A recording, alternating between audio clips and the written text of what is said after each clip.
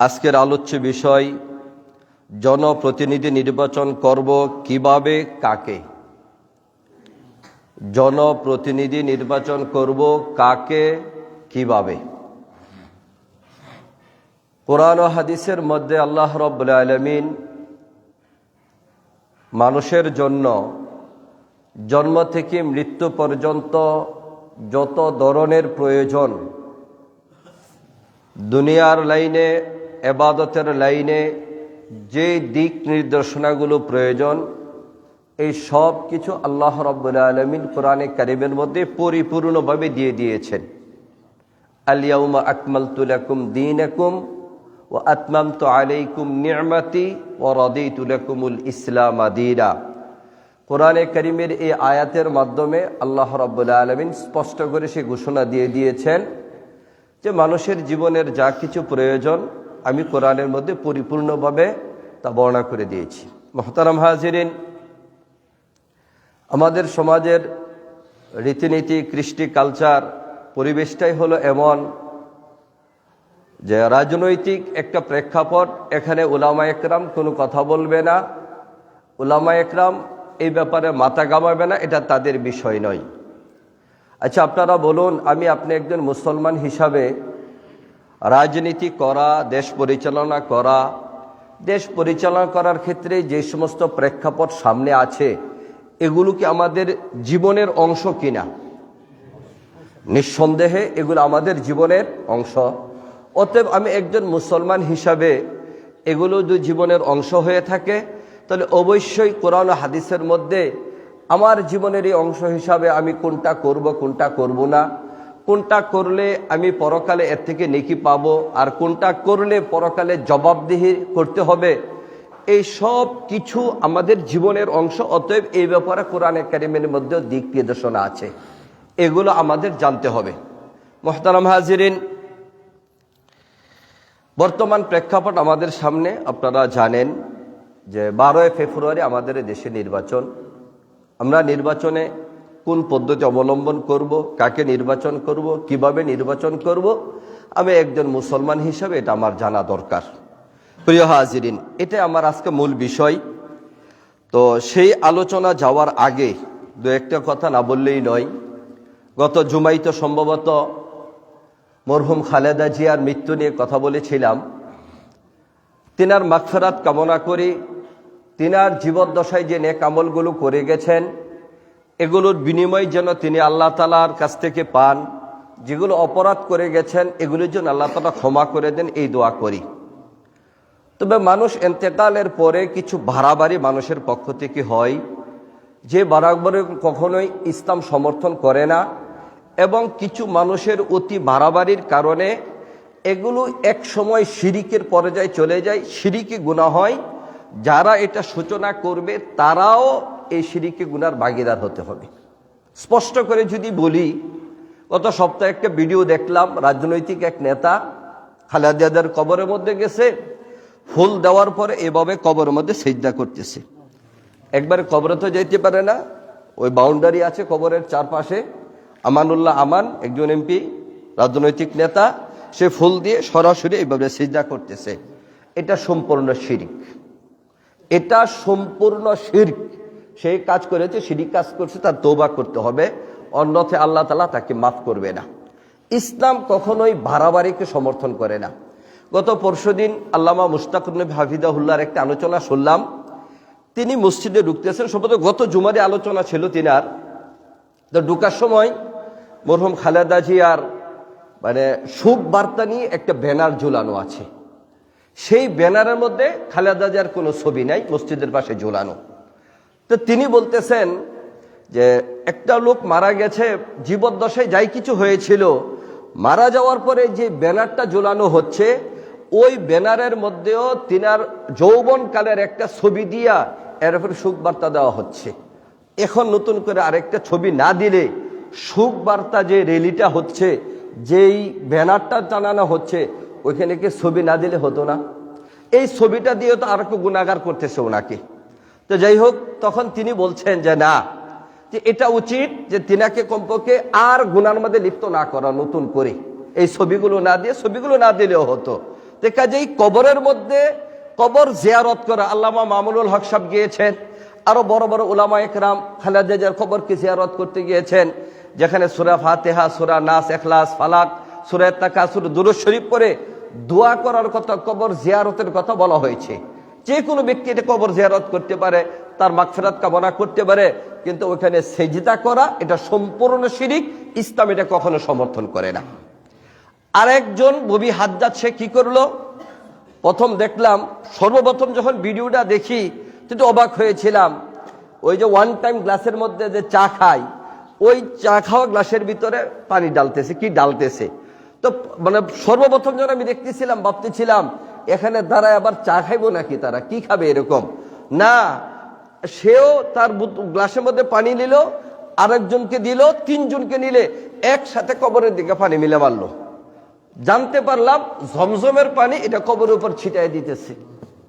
আচ্ছা বলুন তো, এর আগে কখনো এটা তো আছে যে কবর দাফন করার পরে, মাটি দেওয়ার পরে এক বদনা পানি নিয়ে 3 বার এভাবে ঢেলে দেওয়া, এরপরে তুষ দেওয়া, কলই দেওয়া, এগুলি কিছু কিছু আছে, খেজুরের ঢাল ছিঁড়ে দেওয়া, এগুলো ইসলাম সমর্থন করে, এগুলো করতে পারে। কিন্তু এভাবে যে 2-4 দিন পরে যাইয়া জমজমের পানি আবার কবরের মধ্যে ছিটিয়ে দিলে এর দ্বারা কবরস্থ ব্যক্তির কোনো উপকার হবে, এটা আমি কোথাও পাইনি। কাজে এমনটা করা ইসলাম কখনো কি করে না, সমর্থন করে না। কাজেই বাড়াবাড়ি থেকে আমাদের বেঁচে থাকতে হবে। আরো একটা জটিল বিষয় হলো আলোচনার বাহিরে, ভারতের সাথে আমাদের সম্পর্ক হলো যে এমন একটা, যে সবসময় তারা আমাদেরকে ঘাড়ে ধরে যাবে, যে কোনো বিষয়ে তাদের আধিপত্য বিস্তারকে আমাদের উপর কনফার্ম করবে, আমরা তাদের গোলামি করব, তারা যা বলবে তাইগুলো মানতে হবে, এগুলো বাইরে থাকলে হবে না। মুহতারাম হাজিরিন, একজন বাঙালি জাতি হিসাবে, এদেশের একজন নাগরিক হিসাবে, জাতিগতভাবে যখন কেউ আমাদেরকে ইনসাল্ট করে, কেউ অপমান করে, খাটো করে দেখে, তখন এটা বরদাস্ত করা যায় না। যদিও বিষয়টা মানে খেলার, এটা আমার আলোচনার বিষয় নাই, তারপরে বলতে হচ্ছে যেহেতু জাতিগতভাবে এটা আমাদের মান সম্মানের সাথে সম্পৃক্ত। ওই দেশের মধ্যে একটা ক্রিকেট লিগ হয় আইপিএল, যে আইপিএল এর মধ্যে আমাদের দেশের কিছু খেলোয়াড়রা ওইখানে খেলে। এই প্রেক্ষাপটে আমাদের দেশের একজন খেলোয়াড়ের নাম মুস্তাফিজ, ওইখানে ভারতের কলকাতা নাইট রাইডার্সের হয়ে, যে ওই দেশের নায়ক শাহরুখ খানের দলের মধ্যে সে খেলতো। এর আগেও খেলে আসছে কয়েকটা দলের মধ্যে, এবার তাকে ওইখানে নেওয়া হয়েছে। যাই হোক, এটা খেলার ব্যাপার, খেলতেই পারে, স্বাভাবিক। সব সময় মানুষ এই কথা বলে, বিনোদন, ক্রিয়া জগৎ, এগুলোকে রাজনৈতিক ঊর্ধ্বে রাখা স্বাভাবিক থাকবে। যাই হোক, এটা তাদের ব্যাপার, এটা আমাদের বিষয় নয়।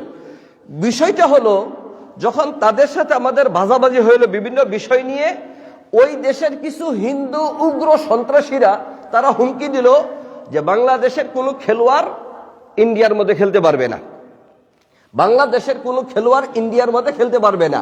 এমনকি তাদের যে দেশের নাগরিক শাহরুখ খান, তার দলের মধ্যে যদি মুস্তাফিজকে নেওয়া হয়, তাকেও তার অবাঞ্ছিত ঘোষণা করবে, তাদেরকে বয়কট করবে, ওইখানে তারা খেলতে দেবে না। বাস, ভালো ব্যাপার, আমাদের কোনো আপত্তি নেই, মুস্তাফিজরা যাওয়া দরকার নাই, তোমরা তোমাদের দেশের নাগরিকের খেলা হবে না হবে, এটা তোমাদের ব্যাপার। এই ব্যাপারে আমাদের কোনো আপত্তি নেই, কোনো কথাও নেই, কোনো মত নেই এই ব্যাপারে। ক্রিকেট বোর্ড তারা করছে, সামনে কোন খেলা হবে, ওই খেলার মধ্যে বাংলাদেশের কোনো দল ওই দেশের মধ্যে দেবে না। পাকিস্তান যেমন যায় না, বাংলাদেশও যাবে না। বাস, তারা পরিষ্কার করে জানায় দিছে আমাদের দেশের লাঞ্চ অপমান হয়েছে, এই জন্য আমরা খেলতে যাব না, কথা বাস পরিষ্কার। আমার প্রশ্ন হলো, যদি আমাদের এই বাংলাদেশের একজন খেলোয়াড়, খুব ভালো করে বুঝবেন, আমি খেলার কথা বলার উদ্দেশ্য নয়, যেটা মূল কথা এখানে সেটা এখন বলছি, সেটা হলো আমাদের এদেশের একজন খেলোয়াড় যদি ইন্ডিয়াতে যে খেললে পরে আমাদের এদেশের সাথে তাদের সম্পর্ক ভালো না হওয়ার কারণে হিন্দু উগ্র সন্ত্রাসীরা এটার প্রতিবাদ করতে পারে, তাহলে আমাদের এদেশের খুনি সন্ত্রাসী তাদাবাসরা যারা এদেশে খুন করা রাজত্ব কায়েম করেছিল, এদেরকে যারা আশ্রয় দিয়েছে ইন্ডিয়ার মধ্যে, তারা কি ওই দেশে অবঞ্চিত হতে পারে না? তাহলে তোমরা যারা এদেশের খুনি সন্ত্রাসীদেরকে বছরকে বছর, তোমরা মাসকে মাস ওইখানে আশ্রয় দিয়েছো, ওইখানে বসে বাংলাদেশের মধ্যে সন্ত্রাসী কার্যকলাপ কিভাবে পরিচালিত করতে হবে, এদেশের মধ্যে কিভাবে বিশৃঙ্খলা আর অশান্তি সৃষ্টি করতে হবে, এই পাইতারা ওইখানে বসে যারা করতেছে, আর যাদেরকে তোমরা আশ্রয় দিয়েছো, যারা আশ্রয় দিয়েছো, তোমরা তাদেরকেও দেশের মধ্যে অবাঞ্ছিত ঘোষণা করো। তাহলেই মনে করব যে তোমরা সঠিকটা করতেছো। ওদেরকে অবাঞ্ছিত করার ক্ষমতা নেই, করবেও না, বরং এদের সাথে মিলে এদেশের বিরুদ্ধে আরো কিভাবে ষড়যন্ত্র করা যায় এগুলো করবে। এটা হইল অমুসলিম, তাদের কোনো নীতি নেই। অমুসলিম যারা, এদের কোনো নীতি আর আদর্শ নেই, ওদের কাছে তো আল্লাহ প্রদত্ত কোনো বিধান নেই। ওরা তো মন গড়া বিধান, তারা সংবিধান রচনা করে যখন যেটা তাদের সুবিধা। ওই যে জাহিলিয়াতের যুগের মধ্যে প্রথা ছিল যে যুদ্ধ শুরু হয়ে গেছে, সম্মানিত মাস আশহুরে হরম, যেটা রজব মাস, একটা আশহুরে হরমের মধ্যে চলে আসছে, তখন তারা বলতো না, আমরা যে যুদ্ধে উপনীত হয়েছি এই যুদ্ধের ফলাফল বের করতে হবে। এখন যদি যুদ্ধ থেমে যায়, হতে পারে আমরা এখান থেকে আর কোনো ফলাফল বের করতে পারবো না, অতএব এটা আর পবিত্র মাস না, পবিত্র মাস আরেকটা, এটা আরো 2-1 মাস পর আরেকটা পবিত্র মাস বানায় নিব। অর্থাৎ তারা তাদের মন গড়া মতে সংবিধান পরিচালনা করত, যেমনটা তারা করতেছে।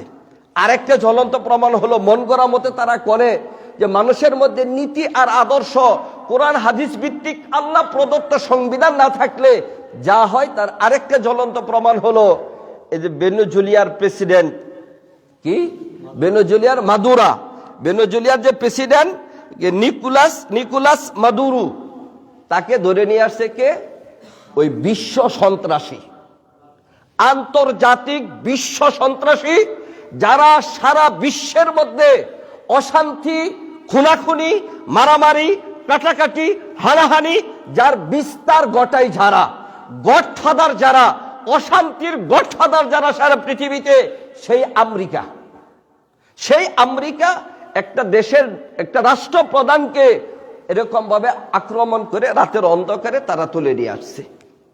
যদি মানুষের মধ্যে ন্যায় বিচার, যদি মানুষের মধ্যে ইনসাফ, মানবতা না থাকে, তাহলে যা করতে পারে, উলাইকা হুম কাল আনআম বাল হুম আদাল, এরা তো পশুর মতো, বরং পশুর চেয়ে নিকৃষ্ট।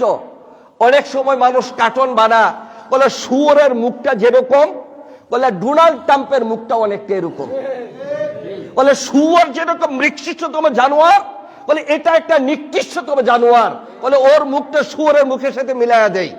মুহতারাম হাজিরিন, মানে আমি কোথায় ছিলাম ওই দিনকার, মনে হয় চট কিনতে গেছিলাম মসজিদের সম্ভবত, সারাদিন আর এই ব্যস্ততার কারণে ওই ফেসবুকে ঢুকারও সময় পাইনি। সব কাজ শেষ করে মাগরিবের নামাজ, এশার নামাজ আদায় করে এরপরে ওইখান থেকে গাড়ি ছাড়লাম। অবসরে মোবাইলটা খুলে দেখি যে ভেনেজুয়েলা তুলে নিয়ে আসছে এরা। মুহতারাম হাজিরিন, তো আমি খুব মানে ইয়া নিয়ে মনোযোগ দিয়ে খবরগুলো পড়তেছিলাম, কিভাবে কি হলো। তখন আমেরিকা কেন ভেনেজুয়েলার প্রেসিডেন্টকে, নিকোলাস মাদুরোকে কেন তুলে এনে আসলো, এর অজুহাত, কারণটা হলো সে মাদকের সাথে জড়িত, সে মাদক ব্যবসার সাথে জড়িত, এর জন্য তুলে নিয়ে আসছে। অনেকক্ষণ হাসলাম, এই জন্য হাসলাম, যারা মাদকের নেশা করতে করতে সব সময় ডোনাল্ড ট্রাম্প মাতাল হয়ে কথা বলে, যাদের কাছে মাদক এবং নেশাটা একেবারে নর্মাল একটা বিষয়, সব সময় নেশার মধ্যে লিপ্ত থাকে, নেশাটাই ওদের পেশা, নেশাটাই ওদের খুব সাধারণ একটা বিষয়, তারা আবার বলে আরেক দেশের একটা রাষ্ট্রপ্রধানকে তুলে নিয়ে আসে মাদকের সাথে জড়িত আছে এই কথা বলে, মাদকের সাথে জড়িত আছে এই কথা বলে। এক সময় এই যে আর্টিসান সিরামিক্স ফ্যাক্টরির যিনি মালিক ছিলেন মাহমুদুর রহমান সাহেব, আমার দেশ পত্রিকার সম্পাদক, তিনাকে সর্বপ্রথম যেই মামলায় গ্রেফতার করা হয়েছিল সেটা ছিল ধর্ম অপমাননার মামলা। বিগত সরকার ওনাকে গ্রেফতার করছিল সর্বপ্রথম যেই মামলা দিয়ে, ধর্ম অবমাননার মামলা। ধর্ম অবমাননা করছেন কিভাবে? পত্রিকার মধ্যে কাবা শরীফের ছবি ছাপাইছে, পত্রিকার মধ্যে কাবা শরীফের ছবি ছাপাইছে, আর দু একটা কিরকম বক্তব্য, এর মধ্যে ধর্ম অবমাননা করছে। যাই হোক মুহতারাম হাজিরিন, ওই বিগত সময় ধর্ম অবমাননা মামলা দিয়ে মাহমুদুর রহমান সাহেবকে গ্রেফতার করাটা যেরকম, বলে ভেনেজুয়েলার প্রেসিডেন্টকে ওরা গ্রেফতার করাটা অনেক এরকমই, ওরা মাদকের সাথে ব্যস্ত মত্ত থাকে আর তাকে মাদকের জন্য গ্রেফতার করেছে। মূল কথা হলো ও দেশের তেলটাকে এটা গ্রাস করার জন্য। আমেরিকা ইরানের সাথে তারা শুধু একটা তেলের বাণিজ্যের কারণে ইরানের সাথে তারা বাড়াবাড়ি করতে পারে না, আটকে থাকে। ওই ভেনেজুয়েলা থেকে যদি তেলটাকে ঠিকমতো সংগ্রহ করতে পারে তাহলে তারা ইরানের সাথে বাহাদুরি করতে পারবে। মূলত এই জন্য ওই সরকার প্রধানকে তারা তুলে নিয়ে আসছে। ওদের খাসলতি হলো এটা, ওরা কখনোই গণতন্ত্রকে আসলেই মানে না। আর আস্ত কথাটা পরে বলিনি, এখন চলে আসছে। আচ্ছা আপনারা বলুন তো, গণতন্ত্র ইসলামের সমর্থন করে এটা হারাম, এটা ইনশাল্লাহ ধারাবাহিক আলোচনা হবে, সে আলোচনায় বুঝবেন। ওরা গণতন্ত্রের জনক, ওরা গণতন্ত্রের পক্ষে কথা বলে। সত্যিকার অর্থেই যদি তাদের দেশে গণতন্ত্র থাকতো তাহলে নারী এবং পুরুষ উভয়ের সমান অধিকার, এটা তারা গণতন্ত্রে বলে না? নারী এবং পুরুষ তাদের সমান অধিকার। তাহলে এত বছর ধরে তারা ওই দেশে গণতন্ত্র চর্চা করে, কোনো নারী প্রধানমন্ত্রী রাষ্ট্রপ্রধান হয়নি কেন? কোনো নারী প্রধানমন্ত্রী বা রাষ্ট্রপ্রধান হয়নি কেন? নারীরা কি আসতে পারে না? মূলত হলো আসলে ওরা গণতন্ত্র নয়, এটা হলো সুবিধাতন্ত্র। এটা গণতন্ত্র নয়, এটা হলো কি সুবিধাতন্ত্র। যদি সুবিধাতন্ত্র না হইতো তাহলে আরেক দেশের নাগরিককে তুলে নিয়ে আসে না। আমেরিকা আফগানিস্তানের উপর আক্রমণ করে না, আমেরিকা ইরাকের উপর আক্রমণ করে না, ইন্ডিয়া কাশ্মীরের উপর আক্রমণ করে না, ইন্ডিয়া বার্মার উপর আক্রমণ করে না, বার্মার উপর মুসলমানের উপর নির্যাতন হয় না। যদি গণতন্ত্র যেই স্লোগান নিয়ে, মানবাধিকার রক্ষা করা যে স্লোগান নিয়ে তাদের জন্ম হয়েছিল, এর সিটে ফাটাও যদি তাদের মধ্যে থাকতো। মোহতারাম হাজিরিন, এই কঠিন পরিস্থিতি থেকে বিশ্বকে যদি মুক্তি দিতে হয় তাহলে একটাই মাত্র পথ, সেটা হলো মদিনার সনদ। একটাই মাত্র পথ, সেটা হলো খেলাফত কায়েম। একটাই মাত্র পথ কোরআন হাদিসের পথ। একটাই মাত্র পথ, সেটা হলো জিহাদের পথ। ওই পথ যদি আজকে মুসলিম জাতি অবলম্বন করে, শুধু মুসলিম জাতি নিরাপদ থাকবে না, বরং সারা বিশ্বের সকল অমুসলিমরাও নিরাপদে শান্তিতে পৃথিবীতে বসবাস করবে এবং তার রবকে চিনবে, তার রবকে জানবে এবং পরকালে মুক্তিরও তার ব্যবস্থা হবে। মুহতারাম হাজিরিন, আমার আলোচনার বিষয় আজকে হলো জনপ্রতিনিধি নির্বাচন করব কিভাবে এবং কাকে। মুহতারাম হাজিরিন, আমাদের কাছে অনেকগুলো প্রশ্ন বেশি আছে। এই বিষয়টা অত্যন্ত জটিল এবং কঠিন। ধারাবাহিক আলোচনা হবে। আংশিক আলোচনা শুনলে অনেকের মনে অনেক প্রশ্ন জাগবে। এই বিষয়টা একদিন আর দুই দিন আলোচনা করে শেষ হবে না, ধারাবাহিক আলোচনা হবে। আংশিক আলোচনা শুনলে অনেকের মনে প্রশ্ন জাগবে, হুজুর বলে কি? এজন্য যারা ধারাবাহিক আলোচনা শুনবে ইনশাল্লাহ কোরআন হাদিসের ভিত্তিতে জনপ্রতিনিধি নির্বাচন কিভাবে করব, কাকে করব, কাকে দ্বারা দেশ জাতি এবং ইসলামের কল্যাণ হবে, এগুলো তারা জানবে। আংশিক আলোচনা শুনে অনেক প্রশ্ন আসবে। যেই প্রশ্নগুলো এই ক্ষেত্রে আমাদের সামনে বেশি ওঠে সেগুলো হলো, রাজনীতিতে ইসলাম নাকি ইসলামে রাজনীতি? রাজনীতিতে ইসলাম নাকি ইসলামে রাজনীতি? গণতন্ত্র কি আসলেই কুফরি? ইসলামে রাজনীতি কি জায়েজ? খেলাফতের প্রয়োজনীয়তা, খেলাফত বনাম গণতন্ত্র, এই দুইয়ের মাঝে পার্থক্য। খেলাফত কায়েমের জন্য কি প্রচলিত গণতন্ত্র করা যাবে? খেলাফত কায়েমের জন্য কি প্রচলিত গণতন্ত্র করা যাবে? এই প্রশ্নগুলো দীর্ঘমেয়াদী ধারাবাহিক আলোচনা থেকে ইনশাল্লাহ আমাদের কাছে ওয়াজাহাত হতে হবে। মুহতারাম হাজিরিন, পথের রাজা যেরকম ভাবে রাজপথ, হাঁসের রাজা যেরকম রাজহাঁস, মিস্তুরির রাজা যেরকম রাজমিস্তুরি, ঠিক তেমনি ভাবে নীতির রাজা হলো রাজনীতি। নীতির রাজা হলো রাজনীতি। যারা রাজনীতি করবে তাদের নীতি হবে সবচেয়ে উপরে, সবচেয়ে ভালো। মুহতারাম হাজিরিন, যদি আমাদের সমাজে আজকে এই কথা বলা হয় নীতির রাজা হলো রাজনীতি, আর যারা রাজনীতি করবে তাদের নীতি হবে সবচেয়ে ভালো, তাহলে অনেকেই আমাদের এই কথার সাথে দ্বিমত পোষণ করবে, না হুজুর এই কথা ঠিক না। রাজনীতি যারা করবে তাদের নীতি হবে সবচেয়ে বড়, এই কথাটা আমরা মানি না। কেন মানি না? আমাদের এদেশের রাজনীতি এতটাই কলুষিত, এতটাই নোংরা, এতটাই জঘন্য, এতটাই মারামারি, কাটাকাটি, হানাহানির সাথে জড়েছে, স্বাভাবিক মানুষ এই রাজনীতিটাকে পছন্দ করে না। মুহতারাম হাজিরিন, রাষ্ট্র পরিচালনার ক্ষেত্রে স্বাভাবিক মতে ব্যাপক আকারে পৃথিবীতে 4 ধরনের তরিকা আছে। রাষ্ট্র পরিচালনার ক্ষেত্রে পৃথিবীতে 4 ধরনের তরিকা আছে। আলোচনা খুব মনোযোগ দিয়ে শুনতে হবে। একটা তরিকা হলো খেলাফত, আর একটা তরিকা হলো রাজতন্ত্র, আর একটা হলো স্বৈরতন্ত্র, আর একটা হলো গণতন্ত্র। আরো ছোটখাটো অনেক মতামত রয়েছে। স্বাভাবিক মতে এই 4টার মধ্যে অনেকটা সীমাবদ্ধ থাকে। 1 খেলাফত, 2 রাজতন্ত্র, 3 স্বৈরতন্ত্র, 4 গণতন্ত্র। এগুলোর মাধ্যমে মানুষ এক এক এলাকায়, এক এক অঞ্চলের, এক এক দেশে তাদের জনপ্রতিনিধি নির্বাচন করে থাকে। মুহতারাম হাজিরিন, সর্বপ্রথম আমাদের কাছে যে জিনিস যার মাধ্যমে রাষ্ট্র পরিচালনা করার বিধিবিধান মানুষ জানছে, সেটা হলো খেলাফত। প্রিয় হাজিরিন, আল্লাহ রাব্বুল আলামিন দুনিয়ার মধ্যে যত নবী এবং রাসূলকে পাঠিয়েছেন, প্রত্যেকের দায়িত্ব ছিল দুনিয়ার মধ্যে খেলাফত প্রতিষ্ঠা করা। সকল নবী এবং রাসূলদের দায়িত্ব ছিল দুনিয়ার মধ্যে কি করা? খেলাফতকে প্রতিষ্ঠা করা। আপনারা হয়তোবা জানবেন এই কথা, 1,24,000 অথবা 2,24,000 পয়গাম্বর যারা দুনিয়ার মধ্যে আসছেন, প্রত্যেকেই খেলাফতের জন্য চেষ্টা করেছেন। খেলাফত কায়েমের জন্য, আল্লাহর জমিনে আল্লাহর বিধানকে প্রতিষ্ঠা করার জন্য তারা সর্বোচ্চ পর্যায়ের আন্তরিকতার সাথে মেহনত করেছেন। তবে সকল নবীরাই রাষ্ট্রীয়ভাবে দেশ পরিচালনার দায়িত্ব আদায় করেন নাই। কিছু সংখ্যক নবী, যেরকম সুলাইমান আলাইহিস সালাম, দাউদ আলাইহিস সালাম, লুকমান আলাইহিস সালাম, এরকম কিছু নবীগণ তিনারা রাষ্ট্রীয় খেলাফতের দায়িত্ব আদায় করেছেন, রাষ্ট্রপ্রধানের দায়িত্ব আদায় করেছেন।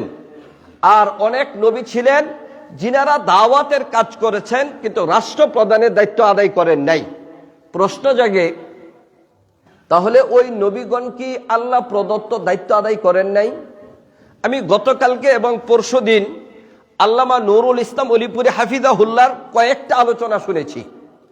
আপনারা নেটে চার্জ দিলে, যেহেতু এই প্রেক্ষাপট আমাদের সামনে, মোবাইল তো আপনারা দেখেনি, সবার কাছে ইউটিউব আছে, আপনারা এগুলো সার্চ দিবেন যে খেলাফত বনাম গণতন্ত্র, এরকম ভাবে আপনার কি বলে যে রাষ্ট্রপ্রধান নির্বাচন করার পদ্ধতি, খেলাফতের নির্বাচন করার পদ্ধতি, কিভাবে খেলাফত প্রতিষ্ঠা হবে, এই সমস্ত জিনিস এগুলো সার্চ দিয়ে আরিফ বিন হাবিব, এরপরে আপনার রেজাউল করিম আবরার, কি বলে মুশতাকুন নবী, শেখ আহমদুল্লাহ, আল্লামা নুরুল ইসলাম অলিপুরি, এনায়েতুল্লাহ আব্বাসী, এদের অনেক আলোচনা আছে এই ব্যাপারে। কোরআন হাদিস থেকে নিয়ে অনেক আলোচনা আছে। সামনে যেহেতু একটা জটিল প্রেক্ষাপট আমাদের সামনে, এই জন্য প্রতিটি মুসলমানের জন্য এই ব্যাপারে পর্যাপ্ত পরিমাণ এলেম চাই, পর্যাপ্ত পরিমাণ জ্ঞান অর্জন করা চাই যে আমি সামনের পদক্ষেপ কোনটা নিব, কিভাবে নিব। কাজে এই সমস্ত বড় বড় ইসলামী স্কলারদের আলোচনা সবারই শোনা দরকার, ইনশাল্লাহ শুনবেন। তো আমি নুরুল ইসলাম অলিপুরি হাফিজাহুল্লাহর কয়েকটা আলোচনা শুনছি।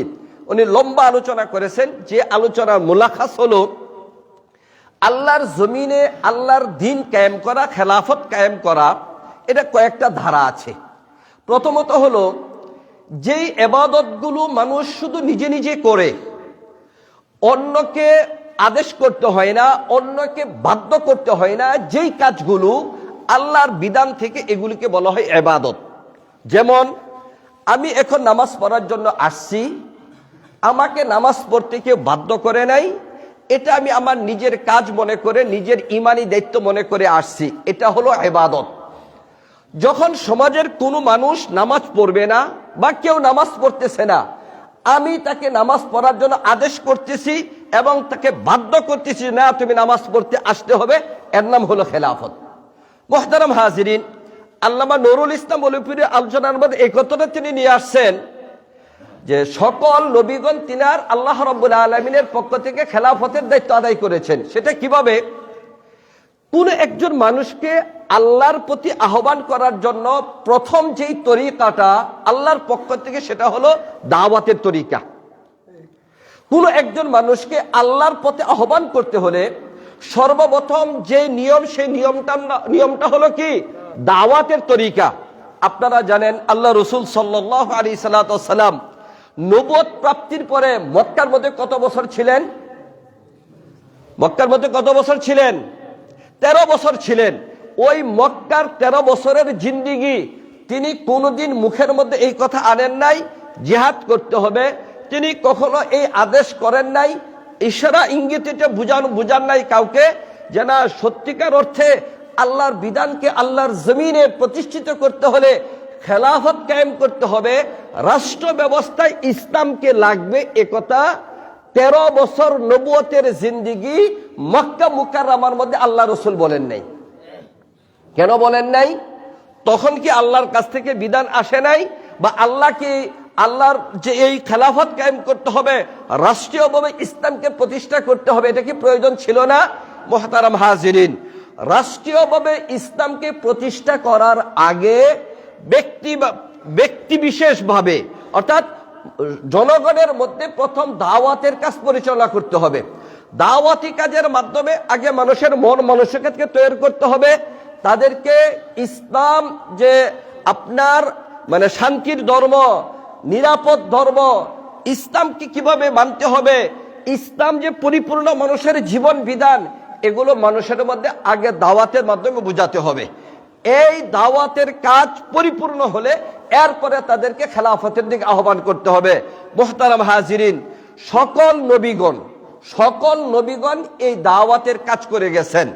হাদিসের মধ্যে আসছে আল্লাহ রসুল সাল্লাল্লাহু আলাইহি সাল্লাম বলছেন, কানাত বনু ইসরাঈলা তাসুসুহুমুল আম্বিয়াউ, যে সকল নবীগণ, বনু ইসরাঈলের নবীগণ তারা কিতেন তাসুসুহুমুল আম্বিয়া, তাদের নবীগণ তারা রাজনীতি করতেন। বনু ইসরাঈলের নবীগণ তাসুসুহুমুল আম্বিয়াউ, তাদের নবীগণ রাষ্ট্রপ্রধান হতেন, রাজনীতি করতেন। কুল্লামা হালাকা নবিয়্যুন খাল্লাফাহু নবিয়্যুন, যখনই কোনো একজন নবী মারা যাইতেন তিনি আর খলিফা আরেকজনকে বানিয়ে দিতেন।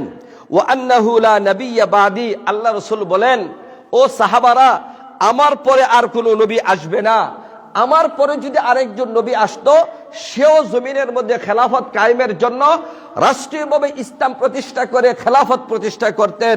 ওয়া সায়াকুনু খুলাফাউ ফায়াকসুরুন, আমার পরে হবে খলিফা, আমার পরে আর কোনো নবী আসবে না।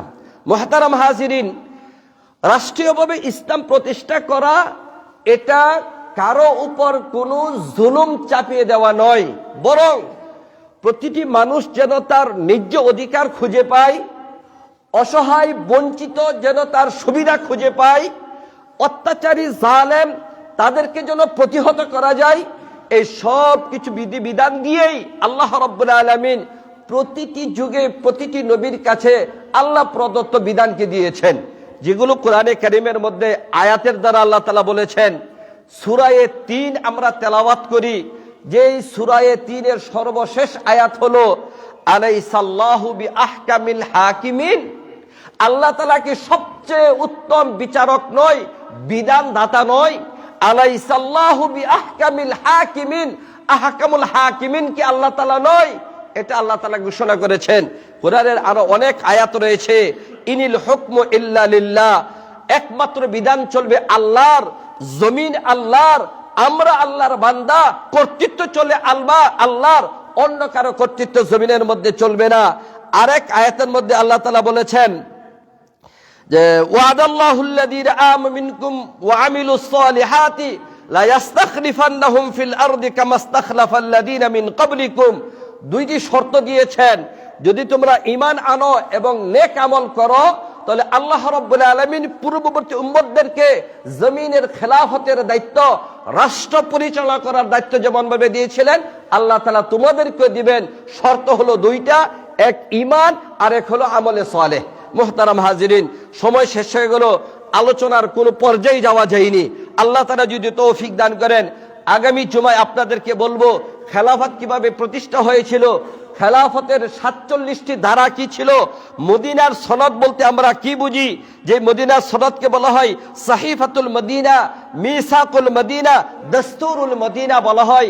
ওই মদিনা সনদের 47 অথবা 53টা ধারা, ইবনে হিসাব রহমতুল্লাহ আলাইহি বলে 53টা ধারা। মদিনা সনদের রাষ্ট্র পরিচালনার জন্য ধারা কি ছিল, রাজতন্ত্র কাকে বলে, স্বৈরতন্ত্র কাকে বলে, গণতন্ত্র কাকে বলে, আমরা কি গণতন্ত্রকে অবলম্বন করব নাকি খেলাফত অথবা অন্য কিছু অবলম্বন করব, ধারাবাহিক আলোচনা চলবে। আল্লাহ রাব্বুল আলামিন আমাদেরকে সে আলোচনা শোনার তৌফিক দান করুন।